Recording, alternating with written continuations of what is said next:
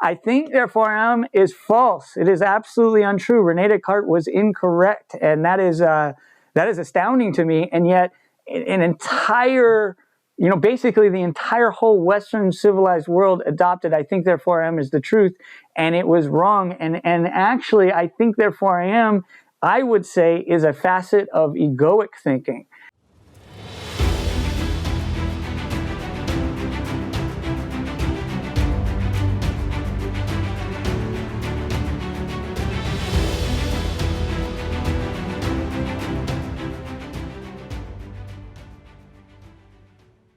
Pathfinder, huh?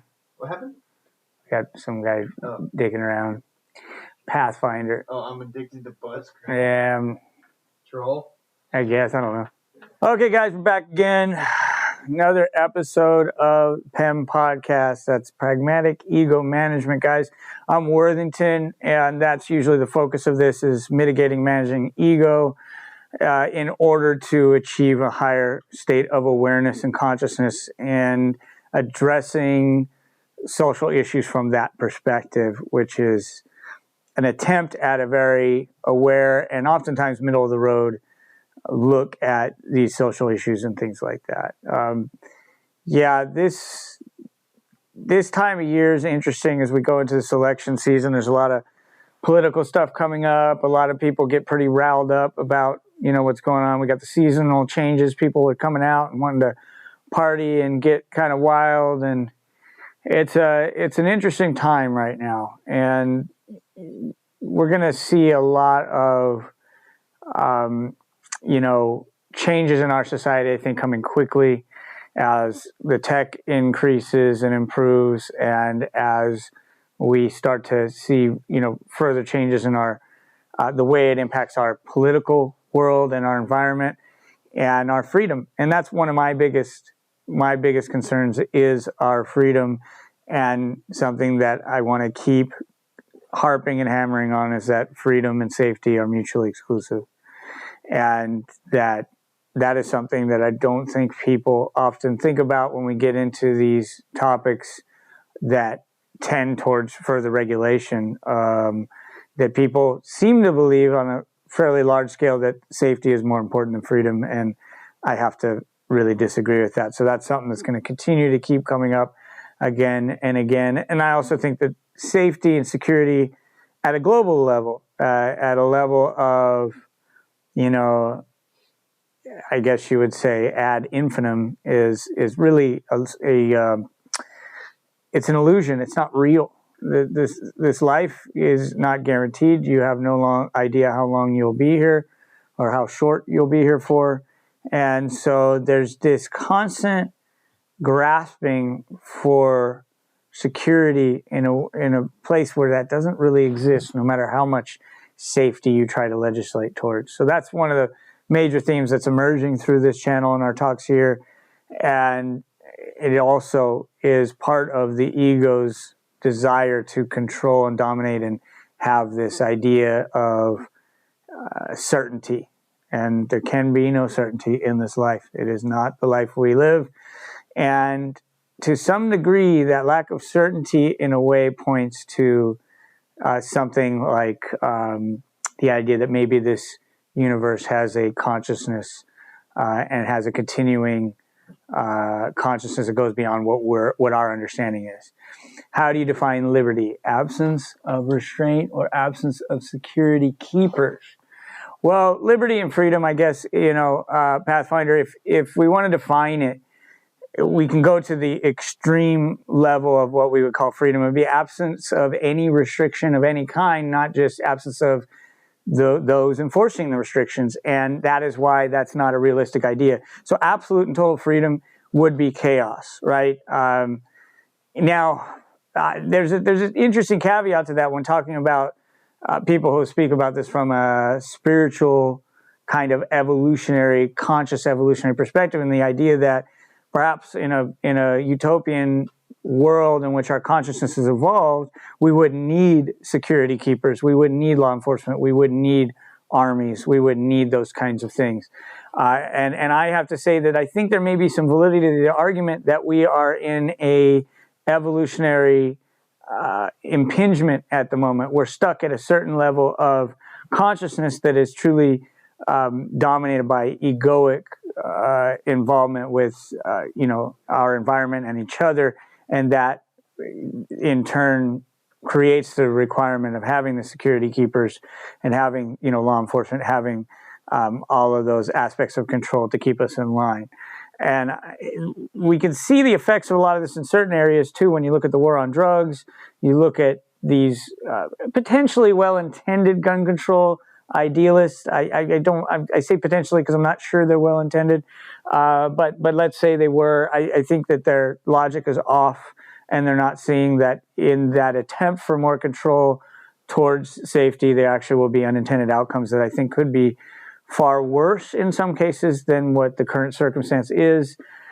So it's really interesting what happens as you try to squeeze harder on control, what the unintended outcomes are. And then we can also look at things like North Korea and see that in some cases they are successful in getting a dominant control, but at what is the cost of that? And I would say the cost of that is pretty much hell on earth for a majority of the population. Pathfinder, let's see what you got here. It says, what's your idea of utopia?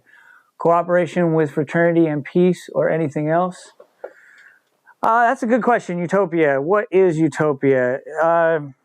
I think that word is a good one to bring up, because the utopian idea for many people is something that's rather vague. I think we would have to kind of check off the list several things. At the top of the list of a utopian world would be one in which violence is not necessary and non-existent, I guess you could say. Another aspect of a utopian world would be one in which, the human species, Homo sapiens, lived in complete balance and harmony with the environment. Another one might be a one in which, a utopian world in which everyone is all-inclusive and nobody is seeking dominance over another one in either social status, economic status, or even healthcare status or things like that. That everyone is treated as an equal member of a dynamic community. I think we could sit here to really discuss a description of utopia and really go on and on about what those particulars are. So sometimes in terms of defining a term, it isn't so easy, and so it ends up being like a big description and not just a simple, succinct definition, and that really depends on what the topic is we're talking about. With utopia, I think some people might have a different idea of what utopia really is for them, and that could be dangerous.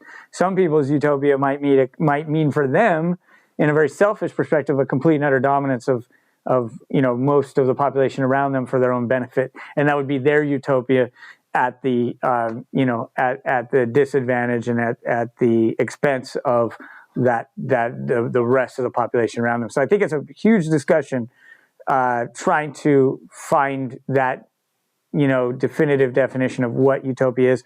I have a certain definition of mine in my head. I would say that a big one would be a utopian society to be very free. Don't you think the idea of utopia contradicts human psychology? Well, yes. Okay, let me explain that. Yes, I think you're right, but in what way? And this is what I'll say. Utopian ideals contradict with human ego. So it depends on how you define that. And the egoic consciousness is what I mentioned earlier. I believe to be our stumbling block as a species that will potentially hinder us from achieving interstellar status, meaning that if we do not tackle and overcome that obstacle, we will perish in some sort of mass extinction event based off our own hubris, our own arrogance, our own ego. And so in order to avert that, we have to develop beyond that psychology of egoic interaction. I believe that you're correct. The egoic psychology that we currently operate under is completely counter to a utopian society, and therefore will never work. And so that's why, there's an interesting paradox here, sort of a catch-22. One of the interesting issues that we see, for instance, with Chinese, their implementation of a single child and only allowing parents to have a single child as a mandate to restrict their population growth. and the unintended consequences that came from that were pretty terrible. And that does not seem to be an appropriate way to approach, especially that topic. But there's a lot of other topics that have similar outcomes, including, for instance, the war on drugs, which has been a massive, frighteningly horrendous outcome based off of restriction and control.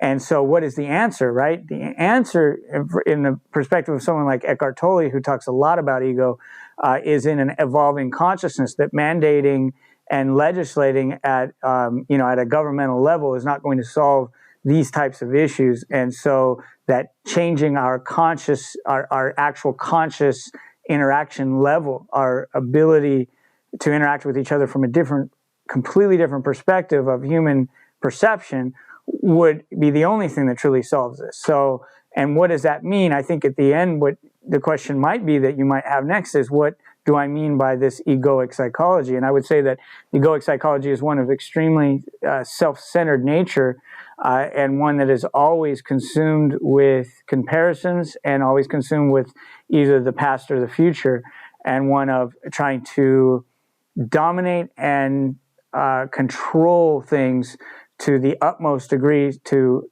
preserve some false sense of security in a world where there really isn't security. And there's no reason, the reason there can't be any true, what we would consider consistent security, is because we're not immortal. Because we die, that is the major stopgap between that. Let's see what you're saying here. Instead of banning drugs, why government doesn't research and improve its quality to neutralize its side effects? Well, I think that's a valid point, Pathfinder. Neutralizing side effects is something that was attempted. In fact, I don't know how aware of this you are in the history of what happened in Australia around meth addiction. I don't want to get the name wrong. It might have been 2 BC. There was a drug that was invented. It was what started the analog markets, and it was because the Australian government saw they had an enormous epidemic of meth addiction, and so they said, hey, we can't get these guys to stop doing the drug. Why don't we invent or discover or create, through scientific study, a drug that would create a similar meth high but have less side effects and therefore be healthier for the population. They attempted that with some marginal success. It actually did work to a degree, but as in a lot of things that can happen within our world, our dynamic world with a certain amount of chaos and entropy, is that people got involved in manufacturing this new analog to meth, and their manufacturing processes were not as strict as they need to be, and there began to be people who were too greedy. And I'm sure there was more involved with this. I don't fully know exactly what happened. There was a gentleman who was quite famous for this, who was actually a meth addict himself. He ended up moving to New Zealand, I believe, where he was able to continue to produce analogs and continue to help people that way. But then, the whole movement moved into the Chinese chemical engineering sector. And then we had this huge explosion of chemical analogs to drugs, with many of them with far worse side effects. And again, that isn't because of the nature of the original intent. That's because of people who just didn't have any ethical care for what they were producing. They were just trying to make a profit, and that was a sad result. And I don't think that's a bad idea. I'm going to say that. I think that if we could mitigate harm through changing drugs, absolutely, it's not a bad idea. I don't know that that's going to fully answer the problem. What I deal in and what my company is about, which is psychedelis.com, is about skills. And I believe with Nancy Reagan's Just Say No perspective, and that kind of idea of dare and just say no and just act like drugs aren't there and don't do them, you're actually doing people a disservice and actually harming them even more, because now the realities of the world are that drugs are out there, and we can see what happened with pharmaceutical drugs and what Purdue Pharma did. You had people who have no experience with opioids given opioid drugs and becoming extremely addicted, and then the massive and horrendous effects that caused because you had an unskilled population. If you have people who are skilled with drugs, you have a very different outcome, I would say. Now that's difficult to do because now we've got an enormous pool of drugs, a lot of them created by the war on drugs.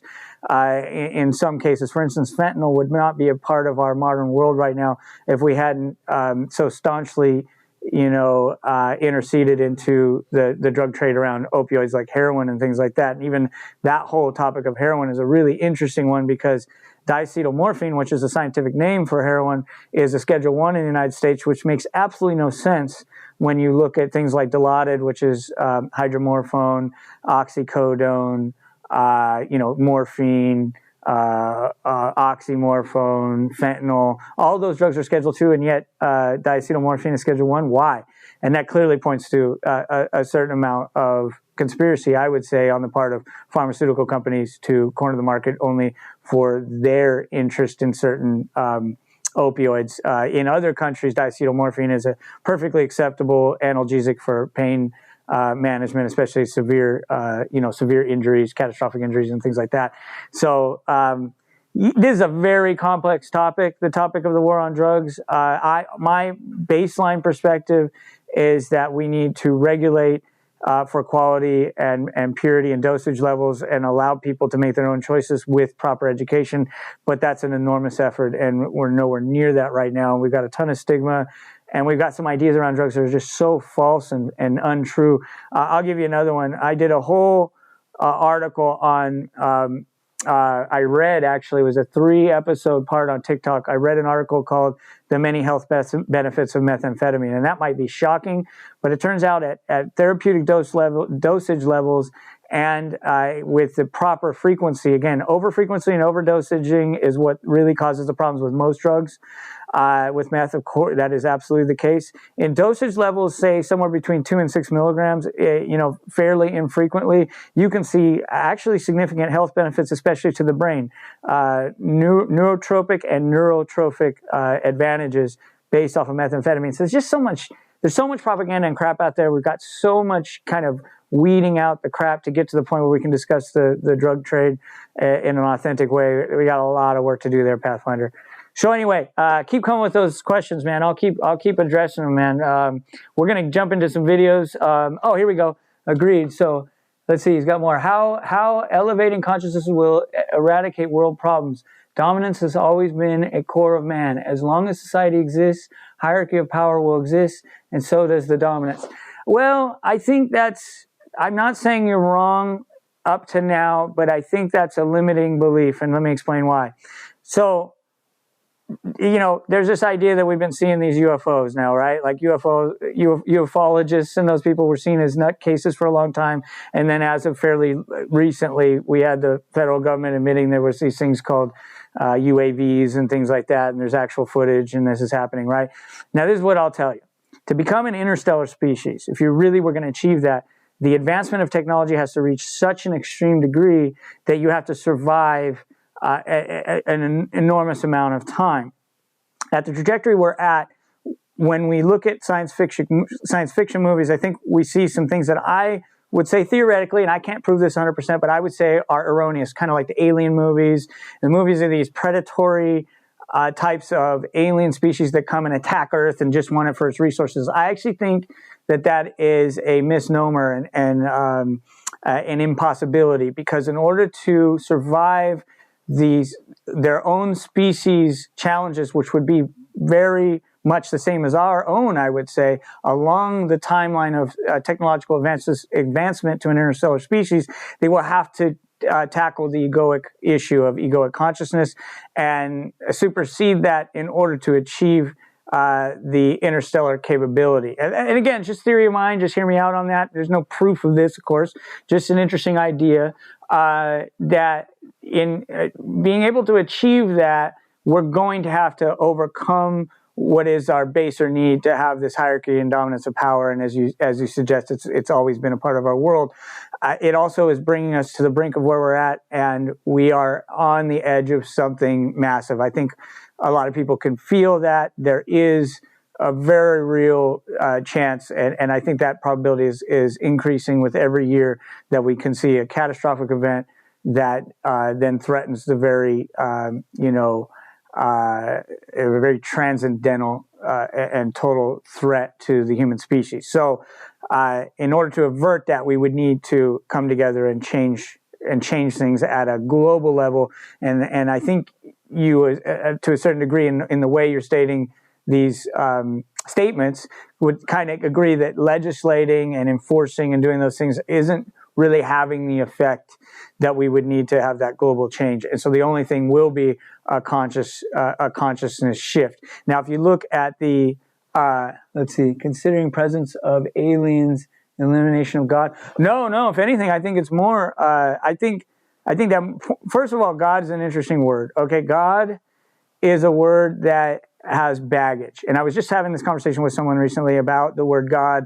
The word conspiracy has baggage. The word God has baggage. Racial terms have baggage. What else? I mean, there's a lot of words out there that carry trauma, actually. And God is one of those words. So oftentimes I avoid it because it depends on what circles that I'm operating with and who I'm speaking to. Sometimes I use the word God to make a point on purpose. Other times I use, universe or spirit or awareness, universal awareness. I use all kinds of terms in order to talk about this idea of I would just say a higher level of awareness that is cohesive and maybe tends towards a quantum vision of what the universe really is, and one that when we get into the quantum side of things and quantum mechanics and the strange esoteric viewpoint it seems to give of the world, it seems to also align with a bit of a Taoist or Buddhist vision of the world. And at that level, and myself with the psychedelics experience that I have, I see it as a pervasive, all-encompassing spirit that's imbued in everything that we're interacting with, and that spirit is just varying degrees of consciousness and awareness. So aliens, being counter to the idea of that awareness, let's just call it that. No, I don't think so at all. There's an aspect of organized religion I think is very ego-driven, especially in the two main opposing religions, which were the Muslims and the Christians, who were fighting over resources, and the Crusades and the Moors, trying to conquer into Europe, and those battles were all for resources. And this gets into a big theory I've discussed before. I'll only touch on it if it really makes sense to it, but I have an alternative theory of the Garden of Eden, which is the same story but interpreted with a different interpretation. I have a lot of things that address this idea, but the idea that aliens somehow negate the presence of a pervasive universal awareness, I don't see why that would be the case. The only way that somehow contradicts that is if you have some sort of doctrine that has a limiting way that it's looked at. Now, oftentimes I see that with certain organized religions, that only through this authoritative body do you gain access to this sacred presence. And I firmly disagree with that, especially coming from a psychedelic experience world, which is I think, depending on who's practicing with psychedelics, could, from my perspective, is much more indigenous perspective, which is that all things are imbued with a spiritual presence. In this case, simply just an awareness, a capability of consciousness, to the degree of is a rock conscious, is an inanimate object conscious. And I think that instead of looking at consciousness as black and white, we could look at consciousness as being very gray and scalable. Let's see. If you could eliminate and add one thing from to the world, what would you choose and why? That's a good question. One thing from or to the world, what would you choose and why? Well, I'll tell you exactly what the one thing would be.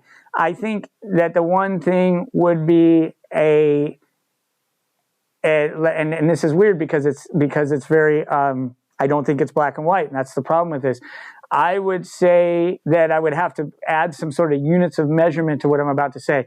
I would add an increased awareness and consciousness to all of us, especially humans. I don't know that animals necessarily need it. Animals seem to interact in a harmonic way for the most part. Animals have some really sometimes toxic traits and do some nasty things, but nature has a habit of keeping them in balance. We seem to have gone kind of really far off the rails. I would say adding a large amount of awareness to our species and consciousness. What do I mean by that? My belief is that there is a true and final answer to what the meaning of life is, and that is that the universe is attempting to become aware of itself, and that we are conduits of that awareness, and so would these alien species be, and they may be further along that trajectory of the universe becoming aware than we are. And what I mean is that suffering comes with lack of awareness. So the more awareness one has, the less suffering they have, and it appears to me that the universe rewards awareness with less suffering and punishes lack of awareness and unconsciousness with more suffering. An example that I use many times on this channel and elsewhere when I talk about this stuff is the example of Thich Duc. So if you're at all aware of that name, Thich Duc was the famous monk that lit himself on fire during the Vietnam War and has an iconic image of that on the Rage Against the Machine album. There also have been others who have tried to emulate him. Very few have been successful. And actually, about 3 years ago, there was a man who was actually successful, a white man, which was very interesting, and a Buddhist practitioner who lit himself on fire in front of the Supreme Court building. And unfortunately, the media cast that in a strange light and explained it as some sort of pathetic suicide, which it was not. To light yourself on fire and to sit in the lotus position and not make a single sound or movement and peacefully pass away is an insane accomplishment. What do you mean when you say consciousness? Is it awareness, morality, or something else? It's pure awareness. So awareness is the way it's been explained to me, and I will reference my mentor when it comes to awareness is Roy Harris. Roy Harris is my martial arts mentor and teacher, and the only master martial artist I've ever gotten to meet personally. There are others out there. I'm a big fan of Mal Morni when it comes to Sufi and Beladiri Silat, amazing practitioner Mal Morni, and there are others. But he describes awareness as having 5 mountains. Now, if you follow my channel enough, you'll hear me talk about root fundamentals and roots to a tree, and using a tree as an analogy for looking at skills and looking at concepts. But I find it interesting that we move away from roots and trees to mountains when we start talking about awareness. And that's because I do believe that the actual meaning of life is increasing awareness. Now, the first actually, I better set the stage. The mountains are in a straight line. They're all the same shape. Okay, let's say there's a shape of Mount Everest. So they're all in a straight line. They're facing away from the person. So let's say I'm the one looking at awareness.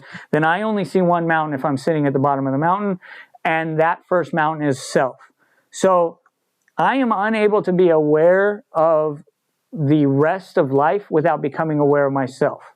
And so the first mountain to climb is the self. Now, if we understand the obviously very simple geometry of mountains, they're conical in shape for the most part, and they get smaller and smaller diameter towards as we climb in elevation. Then what happens is we begin to climb the mountain, we begin to be able to see around the mountain. So when we're standing at the bottom of the mountain, we can't see any of the other mountains. As we begin to climb the mountain, we start to see the second mountain and the third mountain, the fourth mountain, and the fifth mountain. Second mountain is other people. As we begin to climb, third mountain is the interaction between ourselves and other people. A fourth mountain is environment, and the fifth mountain is a sort of I would call it a state of enlightenment in which we are aware of all 4 mountains at simultaneously, all at the same time. And I've only experienced that less than a handful of times, either on a fast or on psychedelic experience, and maybe touched on it very briefly in a meditational experience. So that is a difficult thing to explain what awareness is. And I think there's a part of awareness that is ineffable. That's why in psychedelic experiences, we reach a point in which it is impossible to really translate it into verbal, communication. One of the, aspects of our human perception, and I would say just in the universe in general, is that there are 2 parts to ourselves. There's the rational mind. That's the side that science uses. It's also the side that a lot of religions use, even though I think they're missing this other part. Not all. I think Buddhism and Taoism attempt to tackle this through meditation to reach the other part of ourselves, which is the infinite, the side that is not bound by rational thinking or language. That doesn't mean it's irrational, it's just non-rational. And that side of ourselves is the part that I think art and artistry is geared towards trying to communicate to people. And I think that's what art is about communicating something that is ineffable and something that language cannot actually really conquer or truly encapsulate in a succinct and definitive way. And so art is really a creative way of beating around a bush to provide something that is impossible to really discuss. So, yeah, lots there. Great questions, Pathfinder.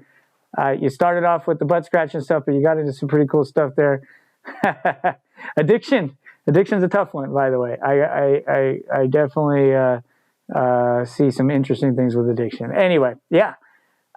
Maybe we'll start up. He might have more questions, but that was good. Oh, hey, he's got a great one. He's referencing Rene Descartes. I'm confused, by the way. I think, therefore I am, and I am, therefore I think. Yes. So this is, man, Pathfinder, you're on a great one. I've discussed this before. I think I've even mentioned on the channel. Let's talk about I think, therefore I am. I think, therefore I am is false. It is absolutely untrue. Rene Descartes was incorrect, and that is astounding to me. And yet, an entire... basically the entire whole Western civilized world adopted I think, therefore I am as the truth, and it was wrong. And actually, I think, therefore I am, I would say, is a facet of egoic thinking. See, the ego, in Toltec tradition of shamanism, they talk about the two parts of human experience, which I was just explaining, as the tonal and the nagual. And the tonal is sort of the rational mind, and the nagual is sort of the infinite, the spirit, if you will, or just the place within ourselves that doesn't use language to experience life. And you can somewhat experience just a tiny bit of that if you just close your eyes and feel the sensations in your body. You can't really explain those to somebody. What does it feel like when you're feeling good? What does it feel like? There are aspects of feeling within the body that I can't describe to you. Sometimes my legs feel a little lighter. Sometimes I feel a little more euphoric, but that doesn't fully explain it. Sometimes I feel, a certain type of depression, but it's a certain kind that I can't fully explain it. These words that I'm using, they don't fully explain the sensations that my body gives me. And those sensations are very personal to my experience of being who I am and me. I can't ever give that to you. And yours are your own, and everyone has their own. And they maybe are all very, very similar, but we can't ever really say that without like a direct neural link or like a telepathic communication. And within like psychedelic experience, there's this idea that that's actually possible. I could have maybe that telepathic link with you. And of course, then there's the other way. Maybe Elon Musk is going to, conquer this. But bottom line is that what Eckhart Tolle talks about this, if you really pay close attention to your experience as a human, there's a side of you that if you sit in a meditative, contemplative state where you attempt to observe your thoughts, and if you are able to do that with a good degree of awareness and meticulous attention, then you'll be able to notice that the side of you that is thinking is not who you are, that there's a bigger part of yourself, a deeper part of yourself that is able to observe you as the thinker. And so therefore, that part of ourselves is actually more pertinent to the idea of who are we really, what are we, or who are we, or that idea of existence. Let's see, place not using language to experience inside us. Is it being just an observer? I don't know that we're just observers either, right? The quantum side of this, when you look at the quantum mechanics, and I'm by no means an expert in that. I've only read layman's, books and those types of things. One of the great, really good ones was The Dancing Woolly Masters, a very old book, but it was about kind of layman's interpretation of quantum mechanics from an older time. I think it was maybe even 70s when that book was written.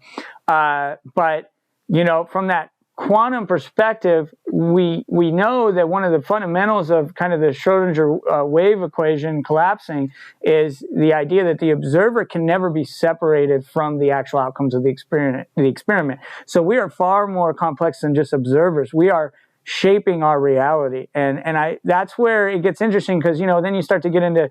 It starts to sound like quackery sometimes, and you hear some of these motivational speakers, and you hear certain people saying, hey, you got to focus on your manifestation and manifest your life. But I don't know that it's completely quackery. There is something true in the idea that our perception and our placeholder in the universe is affecting our reality on some level. And quantum mechanics seems to, clearly show that is the case, at least at some level.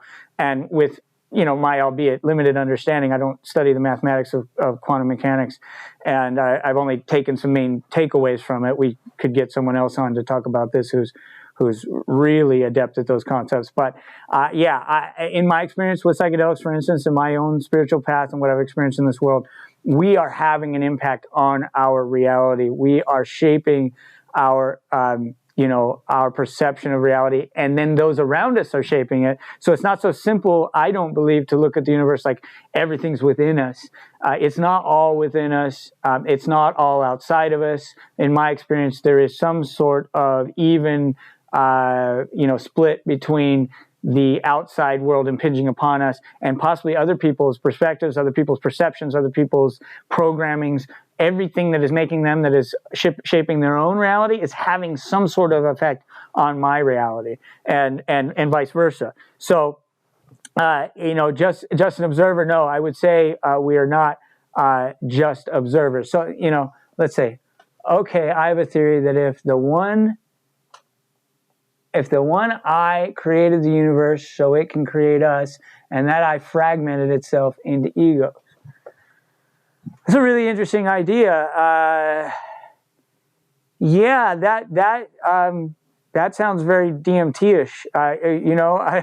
That's a really interesting idea. I can't say that I have a problem with that idea. Maybe, and maybe that is, what my idea. And again, that's a really out there idea that I think is high level. I like that idea.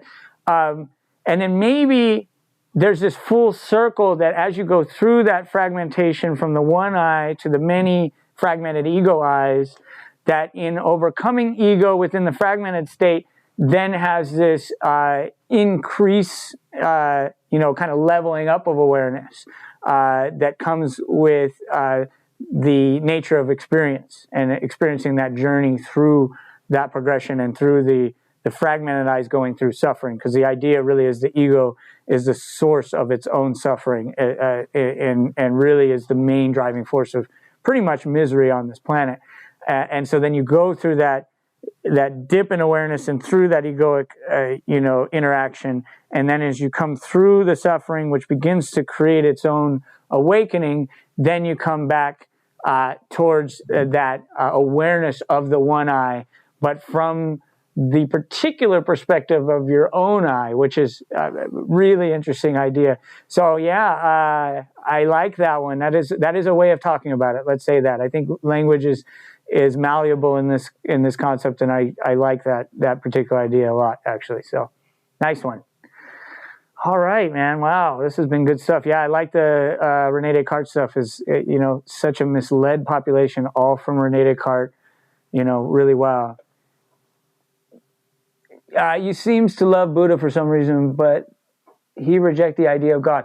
Yeah, so I wouldn't say I love Buddha. And again, I'm not a practicing Buddhist, and I'm limited in knowledge about Buddhism. There's going to be people out there, and there's different kinds of Buddhism. There's Shinto Buddhism, there's Zen Buddhism. There's a lot there, and I'm no expert. So one of the things I want to do on this channel is get people on here who have more expertise in certain areas, bring these experiences together, share ideas. I love, my perspective comes from my psychedelic experiences and comes from my experiences with death. I've had a lot of death in my life, a lot of different experiences that shaped me and built my awareness up to the point it's at. I don't know why the Buddhists seem to, like you said, reject God, but in Shinto Buddhism, they embrace the idea of many deities. So it's kind of interesting there, and it could be an issue with language, maybe not. Maybe that's my missing interpretation of it. What I really like from Buddhism is an increasing of awareness that they approach through a very disciplined meditation approach, and this idea that there is an ability to achieve something that that they call enlightenment, right? That enlightenment is a place in which there is the loss of suffering, or maybe it's not the loss of suffering, but the transcendence of suffering. And so I really like those aspects of it, because one of the problems I have sometimes with some of the other religions, especially like, for instance, Christian religion, and I don't know enough about Muslims, I'm not going to get into that, but is that a lot of times it seems to me that people are throwing responsibility off themselves and saying, I'm just going to give it to God and give it to Jesus, and that it's all going to get done for me as long as I accept Jesus into my heart, and I disagree with that. I think this life of ours is one of personal effort, personal struggle, and personal skill development that then leads to a larger level of connection. And I don't have enough information on Buddhism to 100% say that what you're saying is true, but let's see. So Mahayana sect of Buddhism accept idea of deities. by the way, ever tried ayahuasca? They say it teaches you a lot more. Yeah, so ayahuasca is a very interesting substance. I myself personally have not experienced ayahuasca. I've experienced DMT. I know it's not the same thing. It's very condensed and shoved into a very short period of time experience of DMT, very extreme. But I've taken things to a very extreme degree. I've taken Datura, for instance. Datura is, I did some videos on Datura. Unfortunately, one of my channels got deleted. I'm kind of restarting it. There'll be more Datura stories. I have one Datura story up on the other Worthington channel. And I've experienced many different types of psychedelic experience, but I have not experienced ayahuasca. In my experience of the psychedelics and that world, when I took enough of them, when I went into the macro and even heroic dose levels, I came face to face with a spiritual entity that was encapsulated within the quote unquote medicine. So with peyote, I met the deity within the peyote. With mushrooms, it took me a long time, but then one day I ate enough mushrooms and I came directly in contact with what I call the many-mouthed God, and I would have to tell that story. That story is a wild one. With LSD, it took me a lifetime before I actually spoke directly to the spirit encapsulated within LSD, and that was a strange experience, and that happened in 2019. Tell me more about your best and unexplained experience on DMT and other psychs. Well, I'll be honest with you, DMT for me, I spent about a week exploring DMT when I was first introduced to it. And my biggest experience with psychedelics weren't 100% pertaining to DMT. DMT was wild stuff, absolutely. But my biggest experiences were on Datura and then on really heroic doses of LSD and psilocybin, and then also the mixing of LSD and nitrous oxide, which I don't think that's very safe or good thing to do. So I'm not saying that was a good idea, but I had some really profound experiences doing that back in the 90s, and I'm just kind of glad I'm not brain damaged from some of the stupid stuff I did. I don't believe psychedelics cause any damage, but the nitrous and the inhalants can have a dangerous side to them. So I did have profound experiences. I'll be honest with you, man. I could sit here and talk trip story with you for days because I have several hundred experiences, I would probably say. Not all of them are extremely notable. So out of the several hundred experiences I've had, maybe there's probably, I haven't counted, 30 to 50 really strong experiences. Some of them were sequential experiences. It was really interesting. There's everything from my very first LSD trip where I met the Christ energy. And I got a funny one for you. I have discovered, at least for myself, that LSD is very Christian oriented, not to the ideology of Christianity, but can bring you in direct contact with the Christ energy, which is very interesting to me. Mushrooms have never done that for me.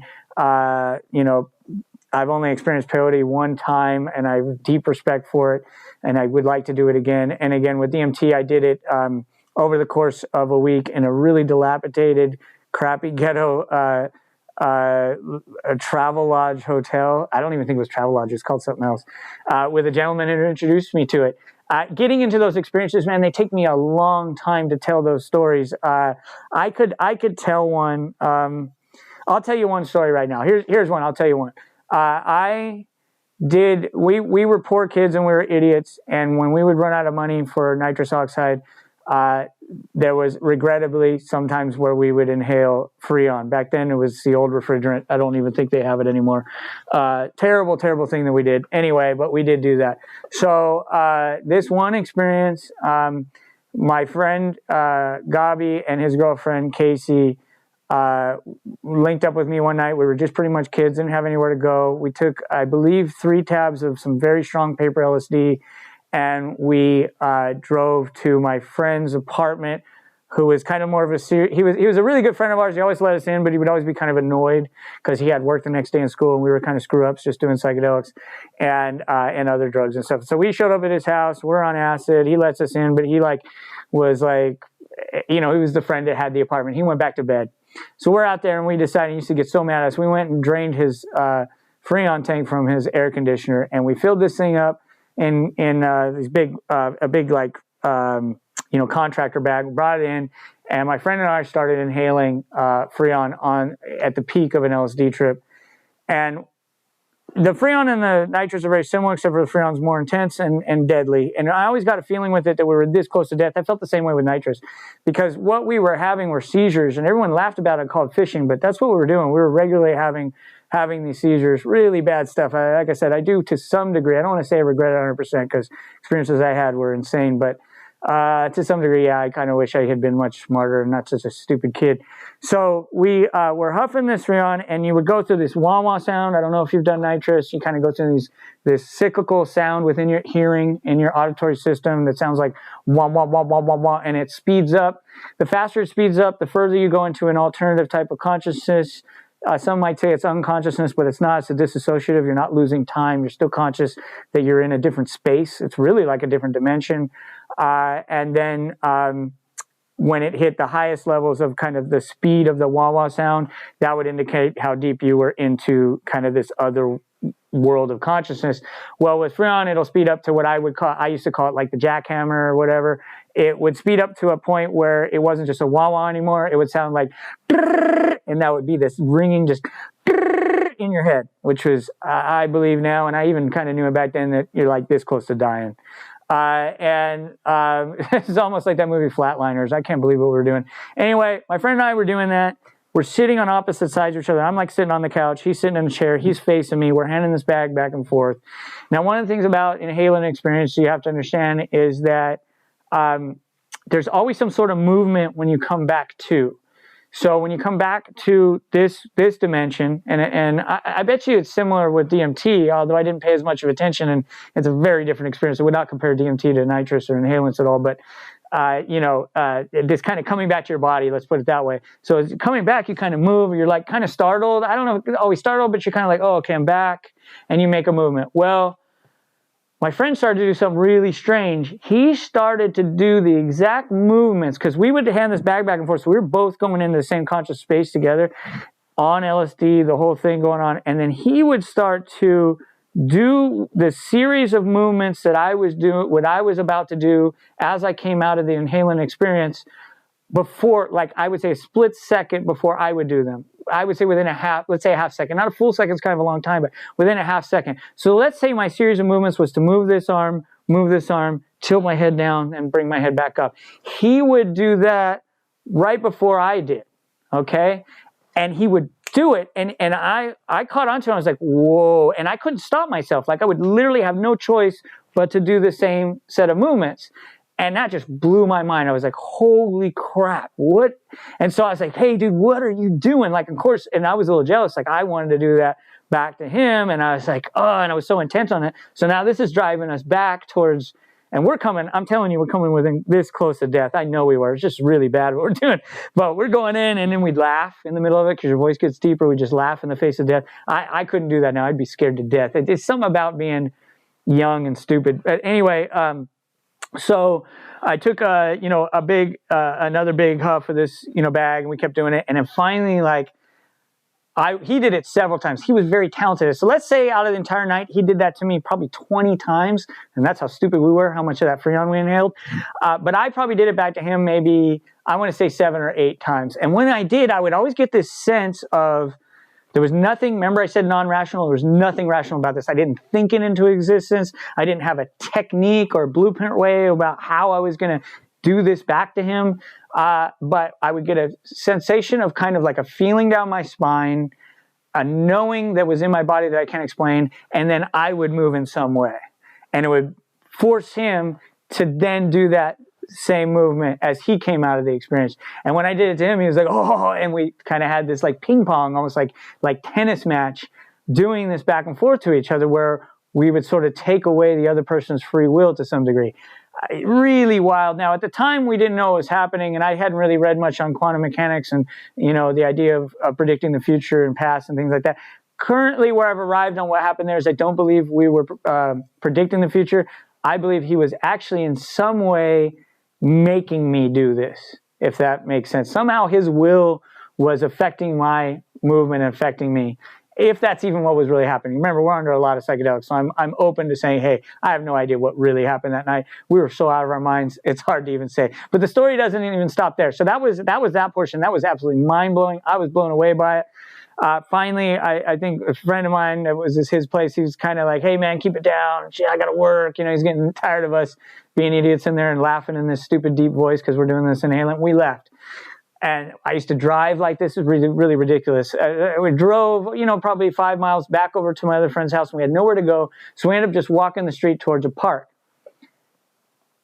Spine is described as Kundalini of Southeastern Asia. Yeah, right. And it took all these drugs for me to experience it, but I don't think that's necessary, right? So proper meditation training, absolutely. But listen, it went one step further. This is the last part of it. We ended up walking the streets, and as we were walking the streets, it was a cloudy night. It was a very strangely, eerily quiet night. And then at one moment we're walking, and it was like these loops of sound within the neighborhood, even though it was quiet. Like every once in a while you'd hear like a fence or a bark, from a dog or maybe a lone bird, and then those sounds would like loop, like they were in a sound generator. Really, we were really we were really way out there. And then all of a sudden he pointed at the sky, and he just pointed. It was like a real like the evil monkey in the Family Guy series. Like he pointed like really rigid. And right where he pointed, lightning came out of the sky. And there were 3 witnesses: myself, his girlfriend, and himself. His girlfriend didn't partake in the Freon. And then, I was just blown away. And it was a huge bolt of lightning and thunder and everything. And he did that probably a handful, more like a couple handfuls. He did like 10 or over 10 times. He was very talented at this for some reason. And then I was really jealous and upset that I couldn't do it. And then I'm walking, and I was trying to feel it. And I knew from the session in the apartment that I couldn't force it, that I had to find a way to tap into it. I would say that's more the answer. Just kind of tapping in. And then I did it, I think like 3 times was the most I was able to do it. And when I would do it, I would feel that same thing. It was like a tingle down my spine. It was even stronger in this case. And then my arm felt almost involuntarily. It would just be like just triggered. My arm would just shoot out. And then boom, there was lightning came right out of the sky where I did it. And the rest is history. I don't remember the wind down of that trip. That was such an insane trip. I don't even remember the morning after. God knows what kind of damage I had done to myself with the Freon. Who knows? But yeah, that was that's the story. Yeah, he did, and he's still alive, man. He could tell you the story himself. And if we could track down Casey, she could tell the story too. I got a few different types of stories that all really require corroboration, because you're like, man, it's hard to believe. But again, and there's also none of us knows what really happened. We're all under the influence of psychedelics. I can't tell you what the reality and truth of the situation was. There wasn't a scientific observer, but that was absolutely what our experience was on those psychedelics that night. So it was absolutely amazing. One of the most powerful experiences I've ever had. And I've had a lot of them. On DMT, I had more of an experience of traversing the universe. Many people get the experience of going to the other dimensions, to experiencing other entities, to experiencing, I think, fundamental levels of information transfer, and things like that. For me, I think one of the problems probably was, by that time I was actually starting to get a little of the fear, which is, to quote Benicio del Toro in Fear and Loathing in Las Vegas, as I got older, it started to get harder and harder for me to face certain things. So I don't think that I took big enough hits off that DMT pipe, and I really just need to throw myself into that experience. That's actually something I'm going to be working towards. But right around that time, I started to experience enormous death in my life. My father passed away. Friends of mine started to pass away. In some cases, actually due to, I would say, unwise and really reckless usage of psychedelics actually led to some people not doing so well. So 3 people can't experience the same thing. I believe you. There's definitely something that can't be explained. No. And this whole world, I think we turn this world into a mundane place as a society, in the way that we look at this world. And a part of the way we turn into a mundane place is really trying to bury our heads in the sand and not think about death and act like death doesn't exist. I think death is the thing that points to the fact that we don't know. And the fact that we don't know means that there's something so much more going on that we can't really fathom. And I think we should effort more to stop making this such a mundane place, an idea that it's just this, three-dimensional world of material things. There's so much more to it, and psychedelics have definitely showed me that. So that's my experience right there. I'm not going to do another one because they take me so long. I don't even know how long that took me. Actually, how far are we in right now? We're not going to get to our episode. This is it, right? Yeah, this is our episode. You made our episode, Pathfinder. It's been awesome. Listen, Pathfinder, I've really enjoyed this exchange. I got to work some more. This was my basically 2-hour allotment. We went over 2 hours, actually. I did 2 episodes. This one made our episode. I really appreciate you. I hope you show up in the future. Who's your dealer? FBI, open up. You want to find dealers, I don't want to put it that way. Go on the website, psychedelics.com. That's the platform that we're building. You'll find people selling microdoses. We just actually met with Shane Moss, who's doing his own company with Blue Lotus Flower and Amanita gummies and things like that. And hopefully regulations open up. If you're lucky, you can find a couple of people who are selling DMT pens and things on there. Hopefully they're following all regulations and laws, doing nothing illegal. I have to say that. But thank you, Pathfinder. Much appreciated. That was an awesome episode. I hope to see you next time. We do this pretty much every Tuesday. So see you next time, brother. Okay, guys, hopefully you've been liking the content we've been providing so far. We've been covering a lot of different topics here. And, for long form, you're checking us out here on YouTube. Also, you can find us on Rumble for short form. You can find us on Instagram and TikTok at ThePemPod. Also, be sure to check out psychedelics.com. There we're providing a lot of different services. We've actually made further progress on the development of the website, which eventually will be an app. You can find treatment options there, including retreat centers, clinical facilities, individual trip sitters, clinicians, facilitators, integration coaches. We've got all that up now, and then we've got something called the Learning Center where you can go if you don't really know that much about psychedelic therapy or you want to learn something about a particular niche there. We will be including that soon. So go ahead and check out all of those areas there if you guys want, and just happy to be here with you. So hopefully have you here taking in more of our content in the near future. Thanks. It'd be great if you left a like, and also if you'd leave a comment, would be awesome. We'd love to interact with you guys in the comments below. Also, if you would like to have me react to a video that you choose and that you think would be a good one for me to take a look at, or even a personal video or request of some sort, you can email us at thepempod@gmail.com, and I'd love to hear from you and interact with you there.